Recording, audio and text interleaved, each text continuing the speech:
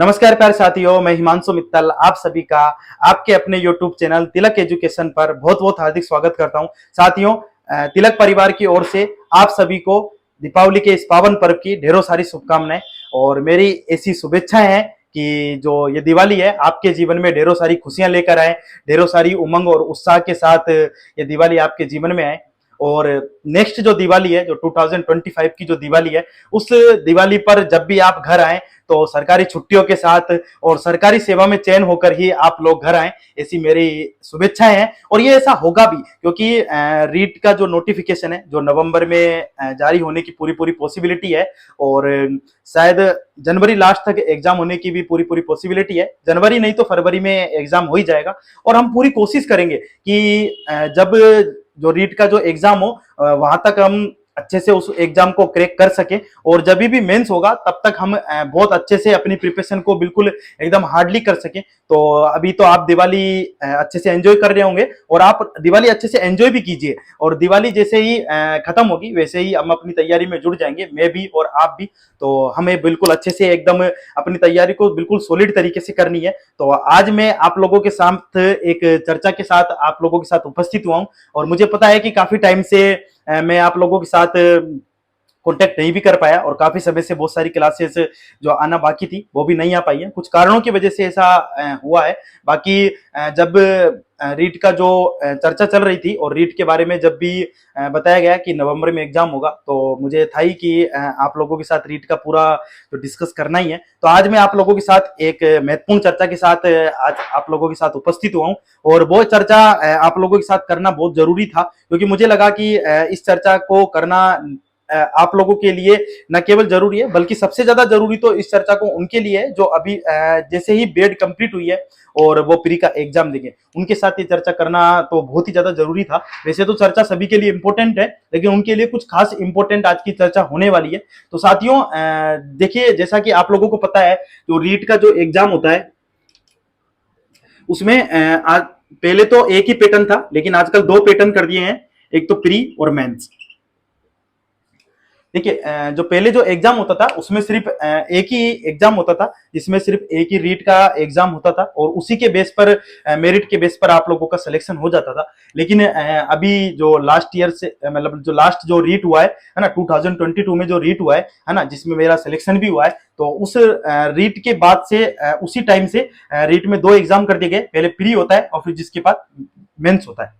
अब देखिए, जो प्री है उसको जो गवर्नमेंट है उसने सिर्फ एलिजिबिलिटी क्राइटेरिया के बेस पे सेलेक्ट किया है। जैसे सीटेट का जो पेपर होता है उसके बाद आप जो आगे जितनी भी गवर्नमेंट में जो वैकेंसी आती है उसके आधार पर आप पेपर दे सकते हैं। तो एक एलिजिबिलिटी टेस्ट है, तो वैसे ही कुछ इस तरीके से ही प्री का जो एग्जाम है वो होगा और जिसके बाद मेंस होगा। अब देखिए साथियों, जो तैयारी आप लोग अभी जैसे ही दिवाली खत्म होगी और आप लोग तैयारी करना स्टार्ट कर ही दोगे और करनी है क्योंकि इसके बाद आप लोगों को भी पता है कि ये जो रीट है ये काफी मुश्किलों से और काफी मन्नतों के बाद ये रीट वापस से आई है और आने वाली रीट का कोई पता नहीं है कब आए। और देखिए, समय के साथ कंपटीशन भी बढ़ता जा रहा है, तो हमें इस बार ही इतनी अच्छे से तैयारी करनी है कि हम अपना सिलेक्शन 100 तरीके से ले सकें और 100% हमें सिलेक्शन लेना ही है और कोई कसर नहीं छोड़नी है। इस तरीके से हमें तैयारी करनी है और मैं भी कोशिश करूंगा कि आप लोगों को 100% जो भी मैंने सीखा है, जो भी मैंने पढ़ा है और जो भी मैंने समझा है वो आप लोगों के साथ पूरी तरीके से अच्छे से शेयर कर सकूं। तो आज की जो चर्चा है वो मैं आप लोगों के साथ इतना ही आज आप लोगों के साथ डिस्कस करने आया हूँ क्योंकि दिवाली का भी त्योहार है और दिवाली के टाइम पे हम सभी कुछ ना कुछ कार्यों में व्यस्त होते हैं। तो हमें सिर्फ आज सिर्फ एक ही ये चर्चा करनी है कि हमें प्री की तैयारी कैसे करें,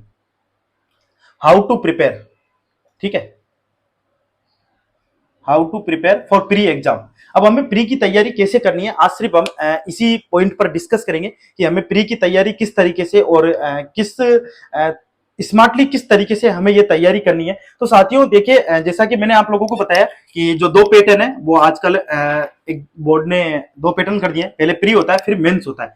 अब जो फ्रेशर्स हैं जो प्री का एग्जाम देंगे, जिनका भी लास्ट ईयर जिन्होंने प्री दिया था और उनका मतलब वो एलिजिबिलिटी क्राइटेरिया के अंदर आते हैं, तो उनको वापस से प्री का एग्जाम देने की जरूरत नहीं है। मेरा आप लोगों से एक रिक्वेस्ट ये भी है कि जो भी साथी मतलब मेंस की तैयारी कर रहे हैं, उन्हें लगता है कि मैं एक बार फॉर्म भर देता हूं और एक बार प्री का एग्जाम दे लेता हूं ताकि मुझे पता चल जाए कि मेरी तैयारी कितनी अच्छी है या नहीं है।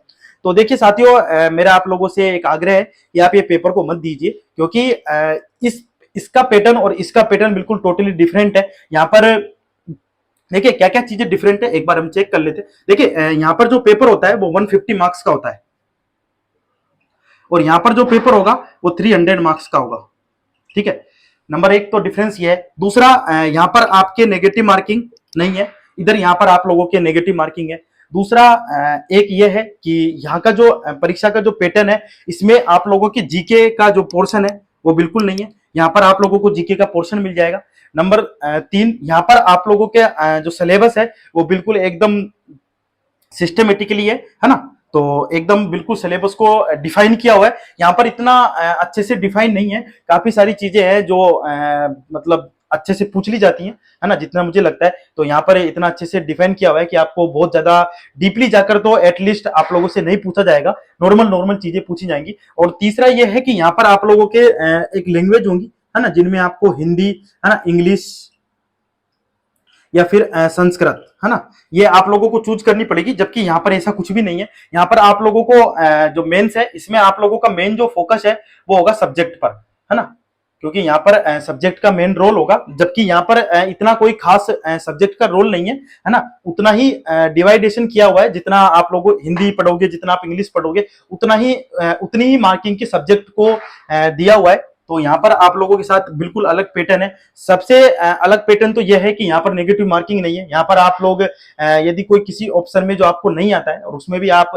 ऑप्शन फिल करके आ गए और वो भी सही हो गया तो वो आपकी किस्मत है ना। बाकी यहाँ पर ऐसा नहीं है, यहाँ पर किस्मत आप यूज नहीं कर सकते कि मैं अपनी किस्मत को आजमाऊंगा, है ना, क्योंकि किस्मत के भरोसे ये चीज होना पॉसिबल नहीं है। क्योंकि आप लोगों को यहाँ पर जो आप लोगों का पूरा जो देखा जाएगा वो आपकी मेहनत देखी जाएगी और आपकी अंडरस्टैंडिंग देखी जाएगी कि आप लोगों ने कितना चीजों को पढ़ा है, कितना चीजों को समझा है, उस तरीके से यहाँ पर देखा जाएगा। और साथियों, अभी जो सीईटी के जो पेपर लगे हैं उसमें किस तरीके से साइंस को पूछा गया है ये आप लोगों ने देखा ही होगा, मैंने तो बहुत अच्छे से देखा है। और किस तरीके से बोर्ड ने चीजों को परीक्षा के अंदर दिया हुआ है कि किस क्वेश्चन को किस तरीके से घुमाया हुआ है, ये सब चीजें आप लोगों ने, मुझे लगता है कि आपने सीईटी का पेपर दिया ही होगा और वो सारी चीजें आप लोगों ने देखी होगी। तो उसके अकॉर्डिंग भी आप अंदाजा लगा सकते हैं कि मेंस का जो पैटर्न है वो किस तरीके से होने वाला है और किस तरीके से हमें तैयारी करनी है।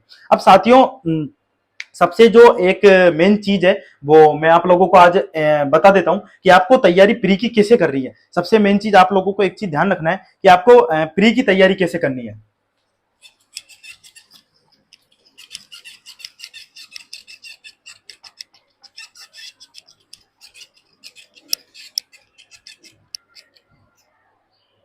आप लोगों को प्री की तैयारी किस तरीके से और किस तरीके से आप लोगों को सिलेबस को देखना है, ये सारी चीजें आज हम डिस्कस करेंगे बहुत अच्छे से। तो साथियों, सबसे पहले मैं आप लोगों को एक सजेशन देना चाहूंगा कि आप लोग एक काम कीजिएगा कि आप भले अभी आप लोगों के पास कोई भी बुक नहीं हो, जो फ्रेशर्स हैं, जो तैयारी कर रहे हैं, जो अभी जस्ट बीएड कंप्लीट करके आए हैं, उन लोगों के लिए मेरे एक छोटा सा सजेशन है कि आपके पास भले अभी कोई भी बुक ना हो, लेकिन आप लोग क्या कीजिए कि दोनों जो प्री और मेंस है, प्री और मेंस है, इसका आप सिलेबस निकलवा लीजिए।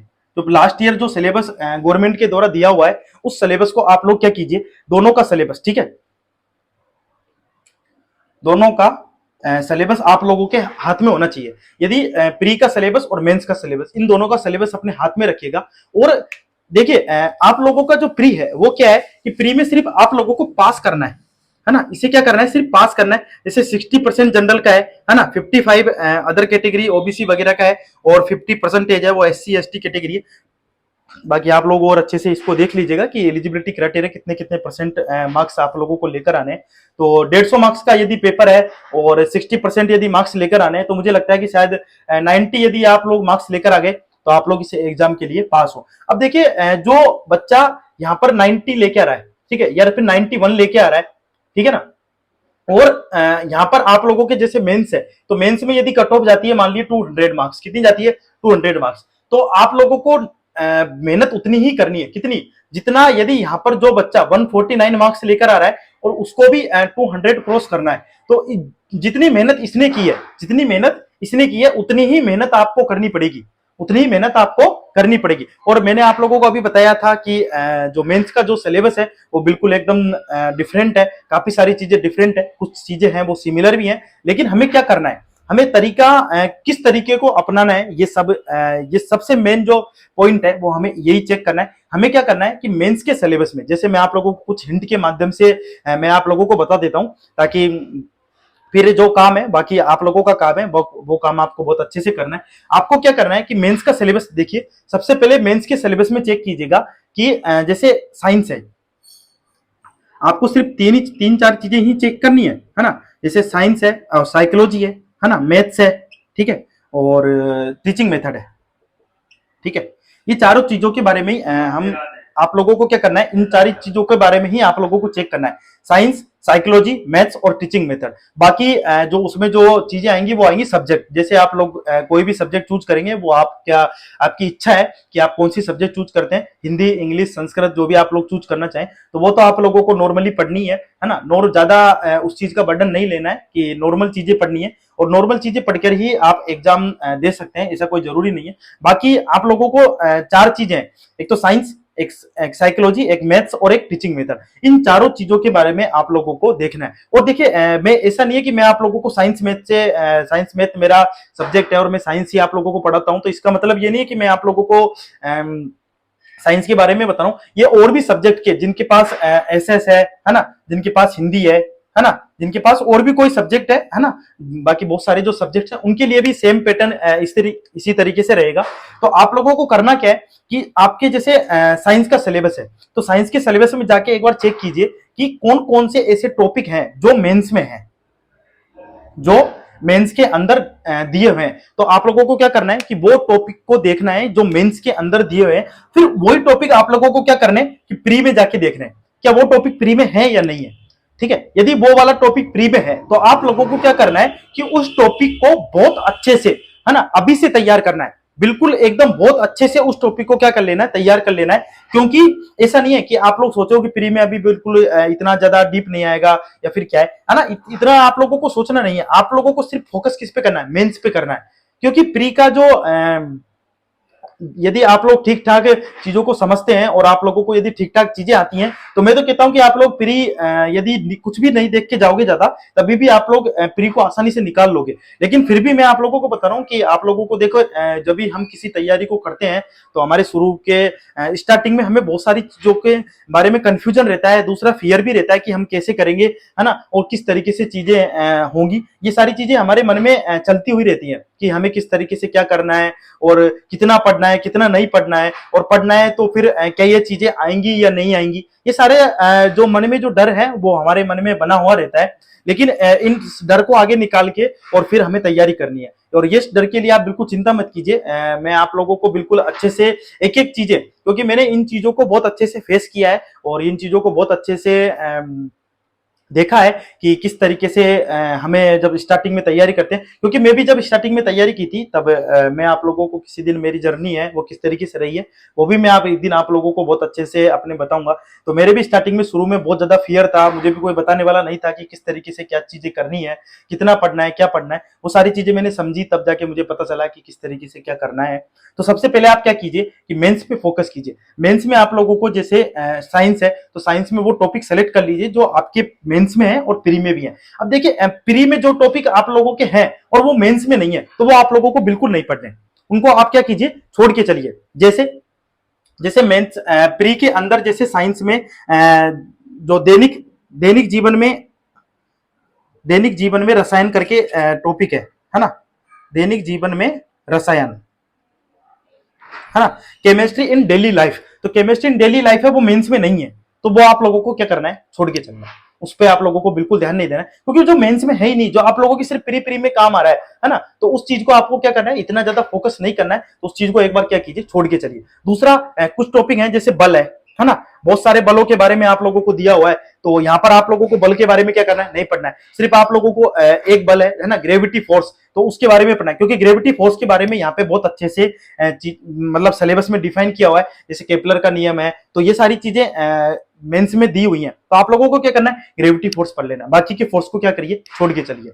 तो एक बार के लिए इस तरीके से आप पूरी लिस्ट बनाइए, दोनों सिलेबसों को बिल्कुल एकदम अपने पास रख के, और चीजों को बहुत बारीकी से देखिए कि क्या ये टॉपिक प्री में है, क्या ये टॉपिक मेंस में है या नहीं है। देखिए यहाँ पे आप लोगों को 60% नंबर लाने, कितने परसेंट लाने, 60%। इसका मतलब यदि आप मतलब नॉर्मल भी तैयारी करेंगे, क्या नॉर्मल भी तैयारी करेंगे, दूसरा नेगेटिव मार्किंग नहीं है, ठीक है, यहाँ पे आप लोगों के पास नेगेटिव मार्किंग नहीं है, तो यदि आप 60% भी तैयारी करके जाएंगे तभी भी आप लोग 60% से ज्यादा ही नंबर लेकर आएंगे, क्योंकि इसमें एक तो आप लोगों को, जैसे आप 60% तैयारी करते हैं तो आप 50% परफॉर्मेंस कर ही देते हैं, है ना। जैसे हम किसी भी चीज के लिए 60% तैयारी करते हैं तो 50% परफॉर्मेंस हमारी आती है ना। यदि आप यहाँ 50% परफॉर्मेंस कर रहे हो, कितनी परफॉर्मेंस कर रहे हो, 50%, बाकी की क्या आप 50% परफॉर्मेंस करने के बाद, 50% क्वेश्चन आने के बाद, क्या आप लोग मेरा तो मानना है कि माइंड जो साइंस से है ना, जो भी स्टूडेंट साइंस है, तो यदि आप 50% परफॉर्मेंस कर रहे हो, इसका मतलब आपने 75 क्वेश्चन कर दिए, कितनी कर दी,